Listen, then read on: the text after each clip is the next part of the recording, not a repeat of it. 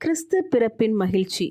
கிறிஸ்துவுக்குள் பிரியமானவர்களே, சகோதரி நான்சி சொல்கிறார்கள், எலிசபெத் வயதான காலத்தில் கர்ப்பம் தரித்திருக்கிறார்கள் என்பது மிகவும் ஆச்சரியமாக இருக்கிறது.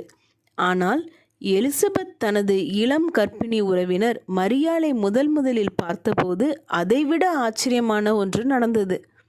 எலிசபெத் மரியாளிடம், இதோ நீ வாழ்த்தின சத்தம் என் காதில் விழுந்தவுடனே என் வயிற்றில் உள்ள பிள்ளை களிப்பாய் துள்ளிற்று என்கிறார்கள். இப்போது கிறிஸ்மஸ் விதவிதமான உணவுகளை சமைப்பது, பரிசு பொருட்களை வாங்குவது என்பதை சுற்றியே சுழல்கிறது என்பதை நாம் அறிவோம். அதனால்தான் லூக்கா 1ஆம் அதிகாரத்திலிருந்து இந்த வசனத்தை நாம் தியானிக்க வேண்டும். அங்கு வயிற்றில் இருந்த ஒரு சிறிய குழந்தை கடவுள் வயிற்றில் அவதரித்து அதன் அருகில் இருப்பதை கண்டபோது மகிழ்ச்சியால் துள்ளி குதித்தது. ஏன் இந்த மகிழ்ச்சி? கடவுள் தமது மக்களை மீட்பதற்கான வழிகளை ஆயத்தப்படுத்துவதைக் கண்டு மகிழ்ந்தது. விரக்தி நம்பிக்கையாக மாறியது. பிரபஞ்சத்தின் பெரிய மற்றும் புகழ்பெற்ற கடவுள் ஒரு மனிதனாக பூமிக்கு வருகிறார். இதுவே அந்த மகிழ்ச்சிக்கு காரணம்.